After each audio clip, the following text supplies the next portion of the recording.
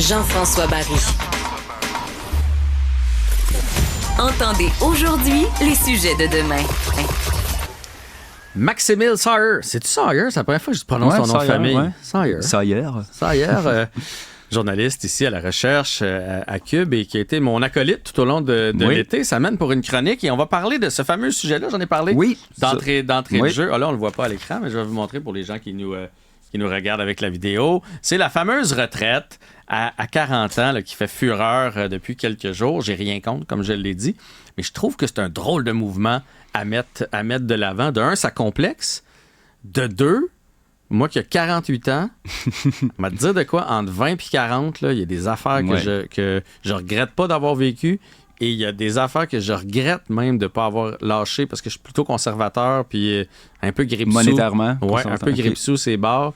Puis il y a des affaires que je fais j'aurais dû me laisser aller davantage parce que la vie, elle repasse pas non plus. Là. C'est ça, fait que le bon dosage là, de travailler, là, il y avait les deux frères aussi là, qui travaillent 7 jours sur 7 là, pour se payer une retraite à 40. OK, mais 7 jours sur 7 devant à 40, il faut que tu profites de la vie aussi un peu. En effet, c'est ça. Je vais y aller, là. Je commence par t'expliquer la base. Toi qui as un autre âge, une autre génération. En effet, moi, je représente la vingtaine. Voilà.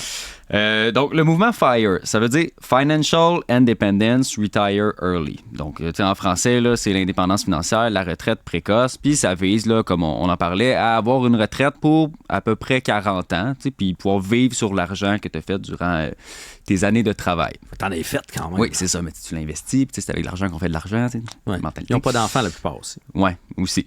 Donc, il y a 2 sous-branches au mouvement. Il y a le Lean FIRE. Donc, ça implique de vivre moins dépensier quand tu vas être à la retraite. Donc, ça implique de se donner un petit peu plus de jeu là, quand tu travailles, justement. C'est moins intensif, disons, là, comme frugalité. Tu te dis, je vais réduire mon niveau de vie une fois à la retraite. C'est ça. Oui, mais moins intensément que l'autre mouvement qui est le Fat Fire. Ça, c'est vraiment se couper vraiment, vraiment beaucoup quand tu travailles pour, après ça, pouvoir vivre là, vraiment de façon extravagante quand tu es à la retraite. Là. Première classe là, dans les avions, là, on parle comme ça. Hey, mais ça, même lui, là, celui que je vous ai montré, il a mis 55% de ses revenus en placement. Là. Mm-hmm. Oui, non, c'est ça. C'est vraiment c'est se priver. Oui, c'est se priver de façon assez intensive. Puis c'est ça, tu sais, il y a du positif à ça. Là, faire des économies, n'importe quel conseiller financier va te le dire, là, c'est une bonne chose. Mais dans ce cas-ci. Il y a plein de choses qu'on achète qu'on n'a pas de besoin. Là, comme le dit un livre très populaire. Mais c'est vrai, là. Il n'y a pas que du faux là-dedans. Oui, non, c'est ça. Mais la question avec ça, c'est est-ce que ça va trop loin? C'est ça, en fait, que tout le monde se pose. Parce c'est ça qu'on se demande. Moi, quand j'étais aussi. jeune, Maximile, il y avait une publicité, ça s'appelait Liberté 55. Puis c'était ça le rêve. C'était de prendre notre retraite à 55. Là, on descend à 40. Oui. Tu commences sur le marché du travail, mettons, tu sors de l'université, tu as 22, 23. Ça te donne 17 ans pour piler. Oui. C'est pas long. Mm-hmm. Non, c'est ça. Et, tu sais, c'est ça à se demander, tu sais, est-ce que si on fait ça, on va pas se priver de notre jeunesse? De ma jeunesse, là, moi si je le fais.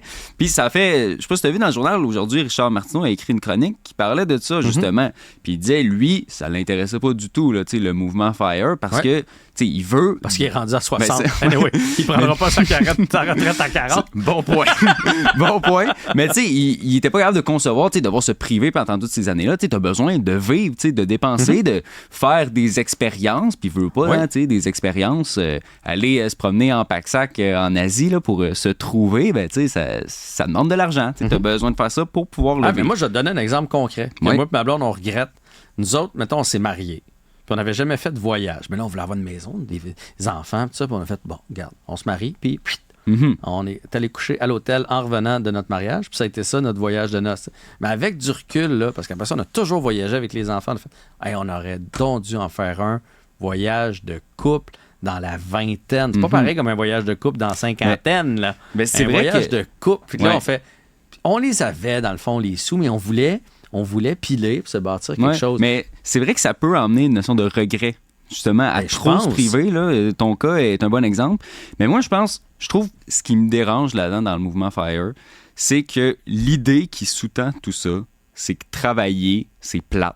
C'est un calvaire, puis qu'on veut s'en débarrasser le plus rapidement possible dans sa vie pour pouvoir passer à la partie le fun, la partie où tu ne travailles pas.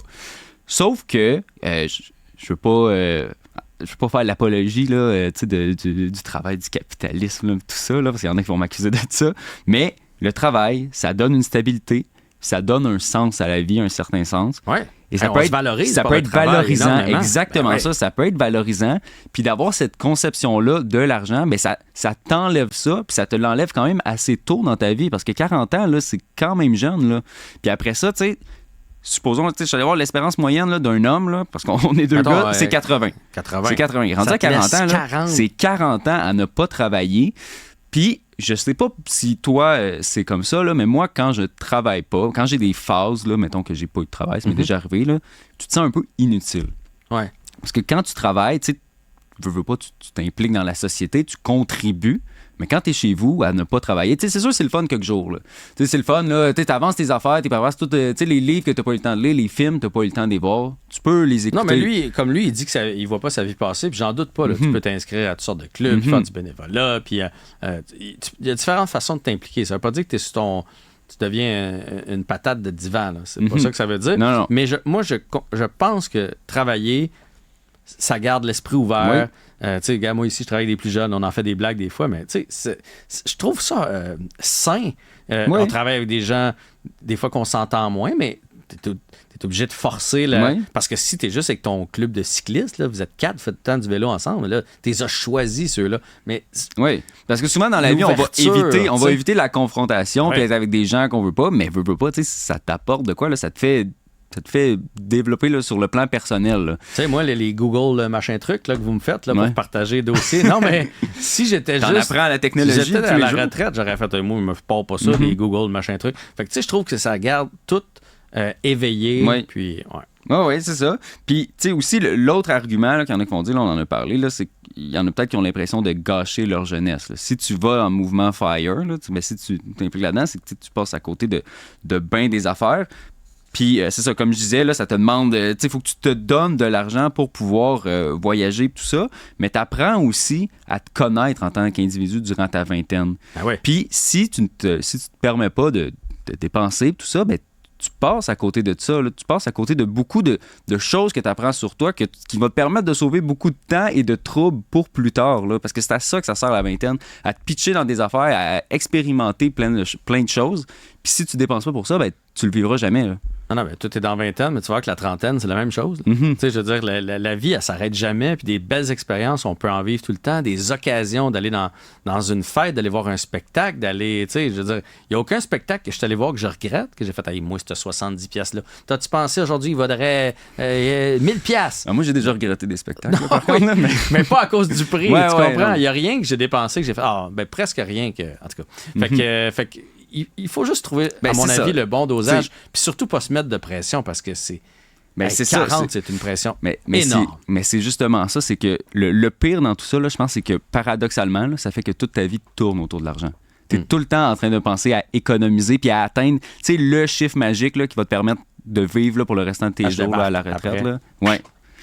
Et puis on va se le dire, après 2-3 semaines, tu travailles fort, puis des fois ça va pas bien.